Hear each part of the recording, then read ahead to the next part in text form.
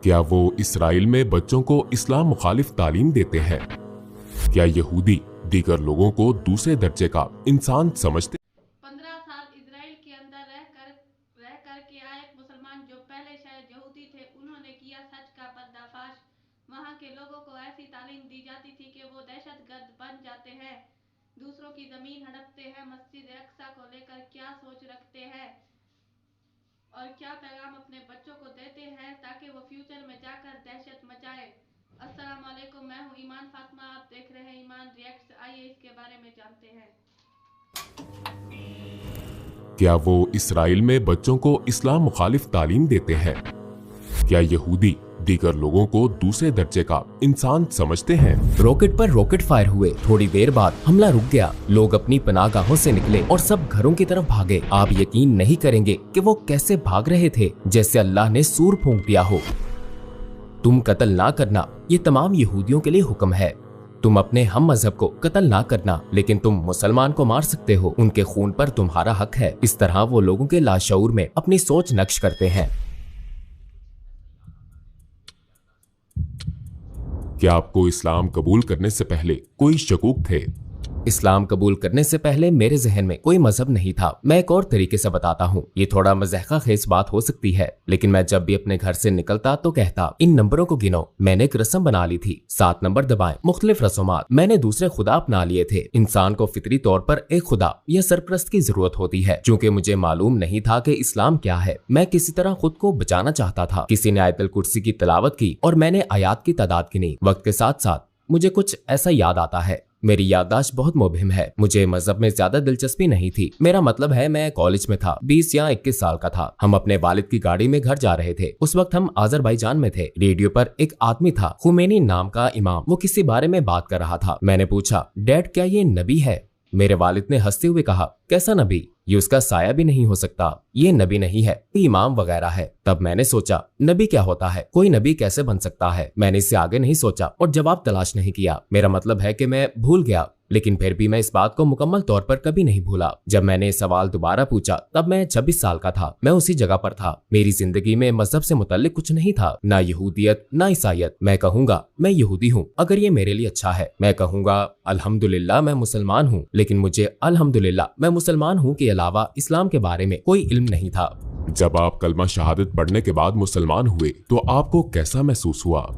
अस्सलामुअलैकुम भाई और बहनों, हमने देखा है कि हमारे 80% नाजरीन बाशुमूल इस वीडियो के ने हमारे चैनल को सब्सक्राइब नहीं किया है। जैसा कि आप जानते हैं, हम एक गैर मुनाफा बख्श तंजीम है और हमने अपनी वीडियोस पर एड्स बंद रखी हैं। लिहाजा हम सिर्फ इसलिए कह रहे हैं ताकि सच्चाई को फैलाया जाए। ये एक छोटा सा अमल लग सकता है, लेकिन इंशाअल्लाह ये बहुत से लोगों के लिए रहनुमाई का जरिया होगा। आइए अब सब्सक्राइब बटन पर क्लिक करें और एक साथ चलें अब्दियत की तरफ। जब आप कलमा शहादत पढ़ने के बाद मुसलमान हुए तो आपको कैसा महसूस हुआ?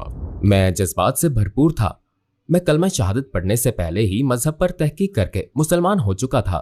मेरा मतलब है कि किसी ने मुझे कलमा पढ़ने के लिए नहीं कहा था। मैं आपको बता सकता हूँ, किसी ने मुझे अशहदु अल्ला इलाहा इल्लल्लाहु व अशहदु अन्ना मुहम्मदन अब्दुहु व रसूलुहु कहने पर मजबूर नहीं किया था। जब मैंने मजहब का मुतालिया किया तो मालूम हुआ कि मैंने कलमा पढ़ा है। जब मैंने हकीकत में कलमा पढ़ा तो ये जानते हुए पढ़ा कि इसका मतलब क्या है, क्योंकि मेरे पास अपने ईमान की बुनियाद के तौर पर तमाम इल्म मौजूद था। मुझे हराम चीजों, सय्यार, ईमान, इबादत की बुनियादी बातों, कुरान, तफसीर, सब चीजों के बारे में इल्म था। मैंने ये इल्म सालों में हासिल नहीं किया। ये मैंने गहरी दिलचस्पी और तहकीक से 6 से 7 माह में हासिल किया है। चूंकि बुनियाद में पहले ही रख चुका था, इसलिए जब मैंने कलमा पढ़ा तो मैं बहुत खुश और मसरूर था। क्या यहूदी दूसरे लोगों को कमतर समझते हैं? सेहोनी इसी तरह देखते हैं। ज्यादातर इसका ताल्लुक सेहोनियत से है।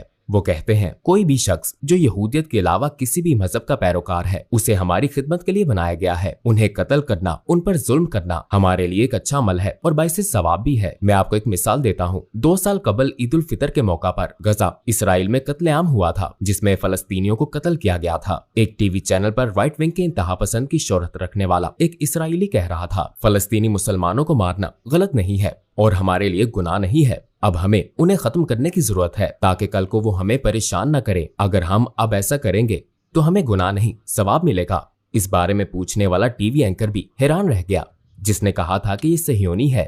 आप मुसलमान कब हुए थे? आपने मुसलमान होने का फैसला कैसे किया? जिस्मानी और रूहानी तौर पर मुझे काफी मुश्किल वक्त देखना पड़ा। ये एक महफूज पनाहगाह है। ये मुझे हराम चीजों में नहीं मिली। हराम ने मुझे कुछ नहीं दिया। मेरी महफूज पनाहगाह एक ऐसी चीज है जिसने मेरी रूह को मुतमईन किया, जिसने मुझे मुकम्मल तौर पर मुतमईन किया। वो चीज इस्लाम थी। एक वक्त ऐसा था जब मैं आजमाइश से गुजर रहा था और ये आजमाइश सही नहीं जा रही थी। मैंने खुद से कहा, मैं हर रोज गाने और बहुत सी दूसरी चीजें सुनता हूँ, तो एक बार इस तुर्क इस्लामी आलिम को सुन लेता हूँ और देखता हूँ कि वो क्या कहता है। तो इस तरह मेरा इस्लाम से तारुफ हुआ। नबी कैसे थे, मैंने सय्यार के बारे में, रसूल सल्लल्लाहु अलैहि वसल्लम की जिंदगी के बारे में ये टॉक शो सुनकर इस्लाम सीखा। इस तरह मैंने अपने मजहब के बारे में सीखा। यहाँ तक कि मेरे दोस्त कहते हैं और मैं इसकी तस्दीक करता हूँ, मैंने यूट्यूब से मोटरसाइकिल पर हेडसेट लगाकर अपना मजहब सीखा। मैं आपको ये बता सकता हूँ क्योंकि मेरे पास यही फारिग वक्त होता था। मुझे किताबें पढ़ने की आदत नहीं थी। सबसे पहले मैंने इस बारे में बातें सुनी कि हमारे नबी सल्लल्लाहु अलैहि वसल्लम कौन है और सहाबा कौन थे। मैंने 1.5 माह बाद नमाज पढ़ना शुरू की और बाद में 2 माह बाद मैंने दिन में 5 वक्त नमाज पढ़ना शुरू कर दी। 1 साल बाद मैंने रोजा रखना शुरू कर दिया। मैं समझ गया था कि रोजा क्या होता है। मैंने रोजमर्रा जिंदगी में हर घंटे में आहिस्ता आहिस्ता और सब्र से अपनी सीखी हुई हर चीज पर अमल करना शुरू कर दिया। इस तरह मैंने इस्लाम को पाया। जब से मैं मुसलमान हुआ हूँ, मैं बहुत खुश, निडर और मजबूत महसूस करता हूँ। मुझ में एक एनर्जी आ गई है जो ये फराहम करता है। क्या वो इसराइल में बच्चों को इस्लाम मुखालिफ तालीम देते हैं? इसराइल में सबसे संजीदा टीचर टीवी है। मेरा मतलब है टीवी। मैं कोई इसराइली टीवी चैनल नहीं देख सकता क्योंकि अगर देखूं तो मैं गुस्से से अपने दांत पीस डालूंगा। इतने झूठ और बहतान मैंने किसी और चैनल को इस अंदाज में इतनी मुबालगा राय करते नहीं देखा, क्योंकि वो आपके लाशूर की तरबियत पर बहुत ज्यादा सरमायाकारी करते हैं। फलस्तीनी दहशतगर्द, कोई जुमला फलस्तीन और दहशतगर्दों की जिक्र से खाली नहीं है। जालिम तुर्क। हालिया बरसों में तुर्किया के अलावा कोई भी इसराइल और उसके जुल्म के खिलाफ खड़ा नहीं हुआ, तो वो टीवी चैनल्स पर तुर्किया और इससे मुतल्लिक हर चीज को इस तरीके यकीन मानिए, ये सुनकर मेरे जिस्म थरथरा उठा कि इजराइल में इस तरह से दहशतगर्दी मची हुई है कि टीवी चैनल पर फलस्तीनियों को दहशतगर्द कहा जा रहा है और बच्चों को ये पैगाम दिया जा रहा है कि उनके लिए सवाब है मुसलमानों को मारना। इससे बड़ी दहशतगर्दी क्या हो सकती है।